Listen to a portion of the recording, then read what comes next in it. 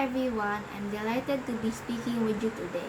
I am Zoie Elise of grade 6 Methuselah, and I will be going to tell you everything I have learned in 4th Prelim. The subjects that I will be discussing about are math, English, and science. First up is math, duration of time, patterns, and algebra, and area of perimeter. Find the elapsed time in minutes and seconds. Elapsed time is the length of time when an event happened from start to the end. Example, Aliyah participated in the barangay feeding program for families who were at the evacuation center. She started to cook arroz caldo at 4:10 a.m. in 15 seconds and finished at 4:50 a.m. in 36 seconds. How long did Aliyah cook arroz caldo? Solution. Given start time 4:10:15 a.m. and time end 4:50:36 a.m. Subtract and start time from time end. 4:50:36 a.m. to minus 4:10:15 a.m. equals 40 minutes and 21 seconds. Estimates the duration of time in minutes. We can calculate the duration of an activity if we know the starting and finishing time. Example, if the morning assembly in a school begins at 8 a.m. and finishes at 8:25 a.m., the duration of the assembly is the difference of finishing time and starting time. Solution. 8:25 minus 8 a.m. equals 25 minutes. Solves problem and involving elapsed time. First step is to understand the problem, find what is asked. Second step is plan what operation to be used. Third step is to solve the problem. Final step is check if the solution is correct. Determines the missing terms in sequence of numbers. As long as you know the pattern of 4 sequence, finding the missing terms of sequence is as simple. A number sequence is a list of numbers arranged in a row. Let us look at the example below. Example 4, 7, 10, 13. Solution. Number sequence has a pattern. You observe that each number is obtained by adding 3 to the preceding number. Visualize perimeter. Perimeter is the total length of the sides of a shape. We simply have to add all the sides of any given figure. Example, I am a square measuring 15 cm on each side. What is my perimeter? Solution. P equals 15 cm times 4 equals 60 cm. Example, I am a scalene triangle measuring 12 cm, 15 cm, and 20 cm on each side. What is my perimeter? Solution. P equals 12 cm plus 15 cm plus 20 cm equals 47 cm. Next up is English. Sentences, simple, compound, complex, complex sentences. Compose clear and coherent sentences using appropriate grammatical structure. Subordinating and coordinating conjunction. Conjunctions are used to connect a variety of sentence elements. They can connect smaller parts of writing, such as words and phrases. But they are also used to connect separate sentences or independent clauses together into bigger and more complex sentences.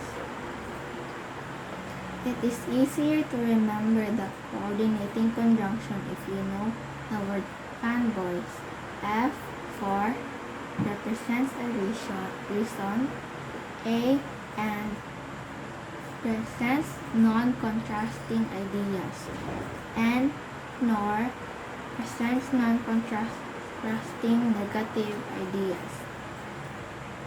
D but presents contrast. O or presents an alternative or a choice. Y yet presents a contrast or exception. S so presents a consequence. Example: I will study hard while I'm still young. My mother has to work for us because we belong to a big family. I need to think hard if it is right or wrong decision. I could not finish it although it is simple project only. I will go home when I finish this. Next up is science, the last subject. Weather patterns in the Philippines, elements of weather. Explain the importance of the different weather components. Weather is made up of 6 main components. These are temperature, atmospheric pressure, cloud formation, wind, humidity, and rain. A small change to any of these conditions can create a different weather pattern. Every weather pattern has a knock-on effect, creating a ripple effect around the world. Every weather pattern has a knock-on effect, creating a ripple effect around the world. That's why weather can sometimes seem chaotic. It's constantly changing. Temperature describes how hot or cold the atmosphere is. The atmosphere absorbs the heat energy from the sun, but human activities such as releasing greenhouse gases into the atmosphere can also affect the Earth's temperature. Atmospheric pressure is a result of weight and density of the air. Atmospheric pressure changes as air becomes warmer or colder. Because the temperature of air affects how dense it is, warm air molecules have more energy and move further apart, meaning that warm air is less dense than cold air. Atmospheric pressure also decreases as you move higher into the atmosphere. Imagine the atmosphere as a huge ocean of air that we live underneath. The pressure underneath the weight of the entire ocean is far greater than the pressure near the ocean surface.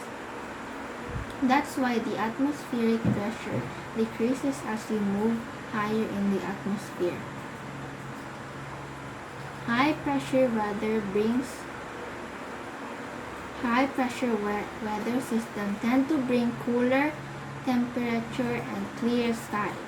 On the other hand, low pressure weather systems bring warm temperature and more unsettled weather.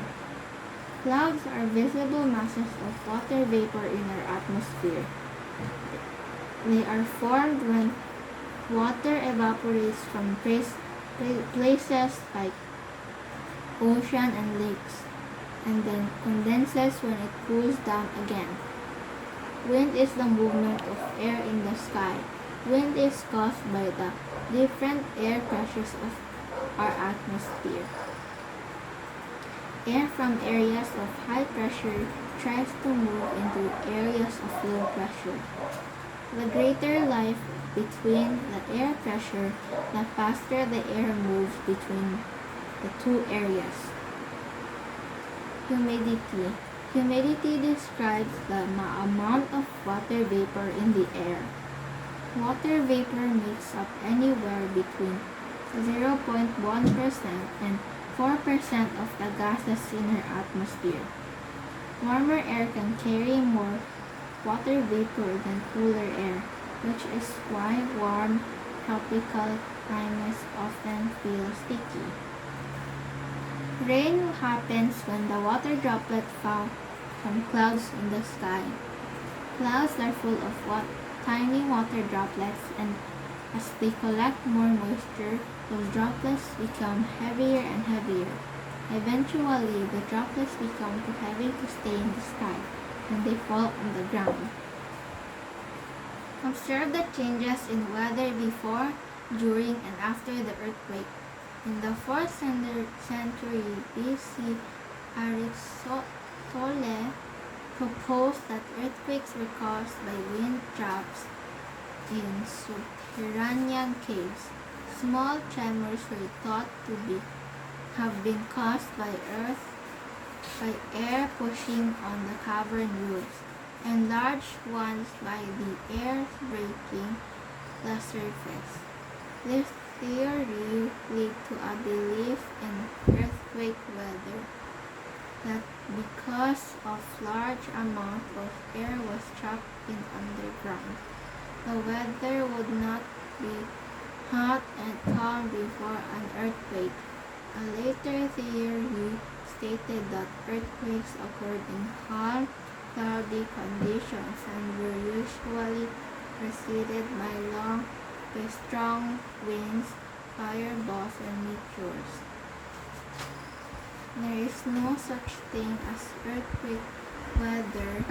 Statistically, there are approximately equal distribution of earthquakes. In cold weather, hot weather, rainy weather, etc., very large low pressure changes associated with major storm systems, typhoons, hurricanes, etc., are known to trigger episodes of fault slip.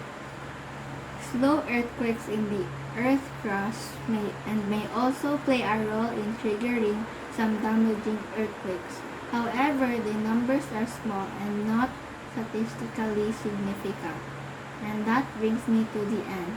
I sincerely appreciate your attention today.